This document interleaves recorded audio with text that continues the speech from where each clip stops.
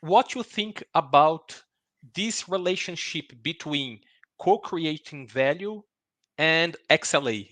XLA stands for Experience Level Agreement and is an extension, not a replacement, of Service Level Agreement. Traditionally, service level agreements have often focused on technical um, characteristics of information systems and processes, things like availability, for instance, performance, response times, um, things like these. It's very much about the technology, about the process, about the output of our work. What do we produce?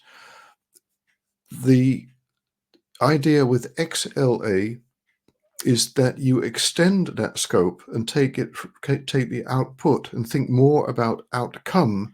In other words, what in a process of co-creation, what the users realize with the output that you provide. You provide them with access to systems. That's really the output. What they do with the systems, that's the outcome. It helps them to do their business cheaper or better with more customer satisfaction, for instance. And it's about the XLA is about, although in the word in the term XLA the focus is on experience.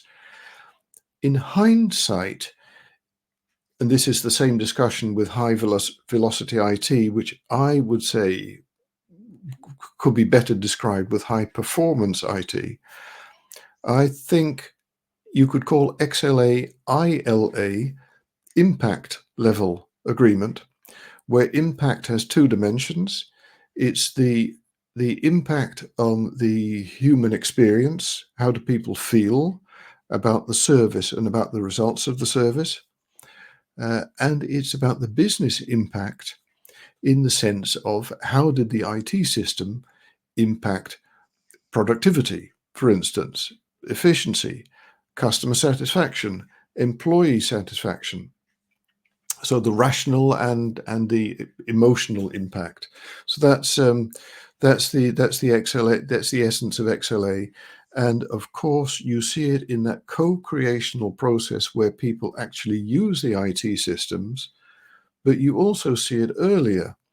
If you were to look at IT, look at a very brief, a very compacted version of an IT or digital value stream, you could say it's about needs. What do business people need? It's about development, developing the systems. It's about delivering the systems, delivering the services which give the users access to the systems, and it's about the impact that people get out of it. Those you could say that those are four pretty big phases, stages in the or steps in the value stream. If you look at XLA, it is not only in the delivery of the service to the users. That's where it obviously is, but it's also before that. When you're designing the systems, you should also be thinking about designing the service, which is going to happen further down the line.